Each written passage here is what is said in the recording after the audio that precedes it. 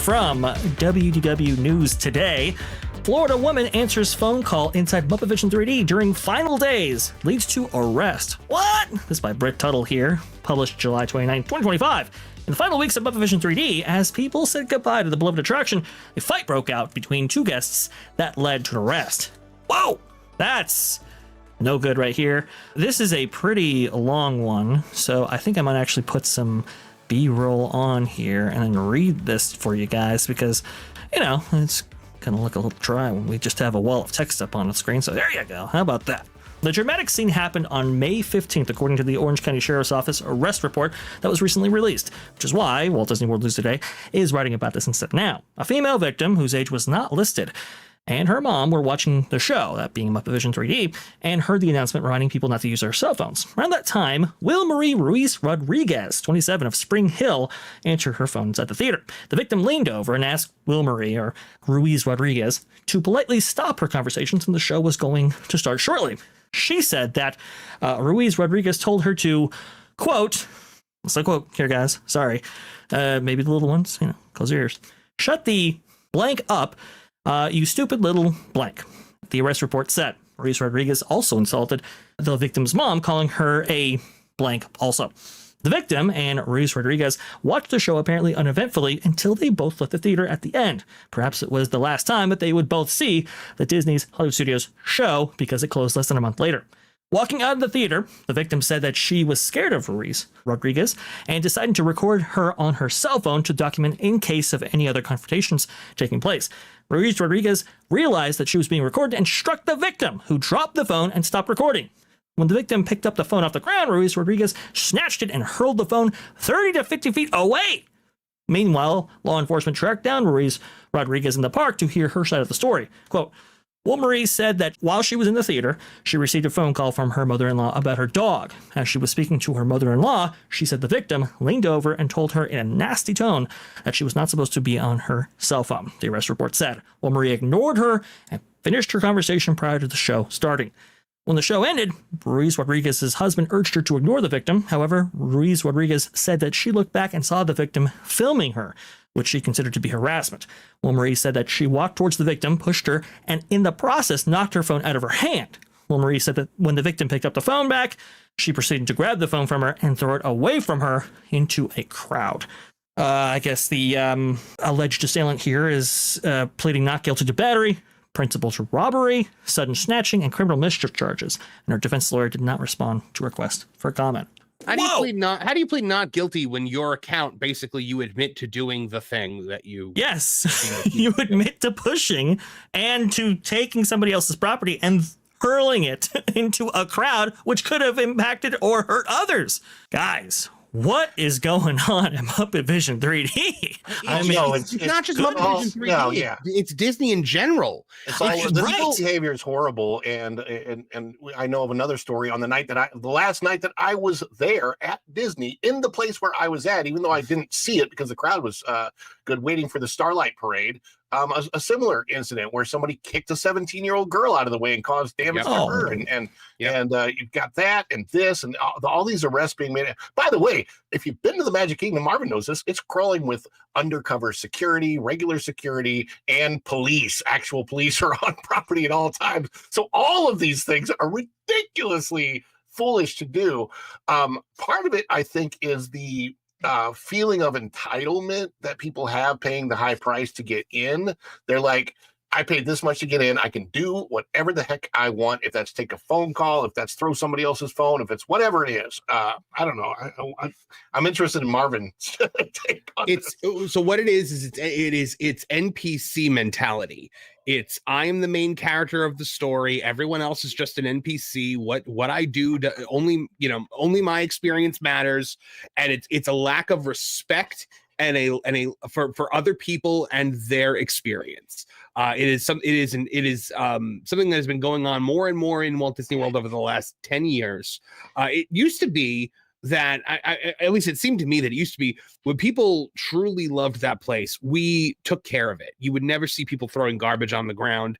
You would never see people defacing property the way they do now. There's graffiti issues. And you would just never see people being so mean and nasty to each other and violent.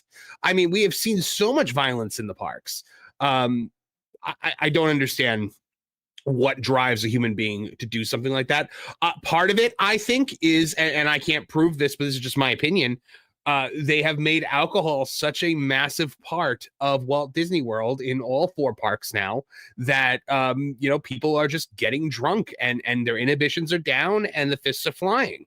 I think I don't think that should be overlooked. Now, it doesn't sound like these people were drunk, though. It sounds like this was just a woman who a woman who was just completely oblivious to the people around her or didn't care, and maybe even a person who was like, hey, I'm gonna watch this lady freak out and maybe get a viral TikTok clip out of it. In which case both of those things are wrong, because that's the worst thing ever. Whenever anyone's like excuse me, could you not do that, the other person goes yeah. Here's my moment, I'm gonna be on Good Morning America. So I mean, so there's so many contributing factors to this. You look at like Marvin said, the rise of social media, right? I can get something viral out of this, but the lack of decorum, I personally think a lot of that comes from Disney itself, because over the last 10 years, Disney has lowered their own standards. We see it with the Disney look standard lowering. We see it with park maintenance lowering. We see it with custodial standards lowering. It just seems like all of the standards of the company that were so high when I remember getting hired in 2014, the traditions class. I mean, you go through a class they used to call it, like a cult indoctrination or whatever for Disney. But the truth of the matter is that 8.5 hours that I spent in my very first traditions class, the emphasis on the standards of the company, if you work there, it was 100% the absolute highest possible standards. And they do not seem to emphasize that anymore. And I've talked to people who have been through traditions more recently, and apparently the course has even changed. It's not so much about that anymore. And I've also heard that they talk a lot in traditions about reaching out to different, let's just say, marginalized groups, and they spend a lot of time talking more about how to cater to those who are marginalized rather than just cater to everybody in general.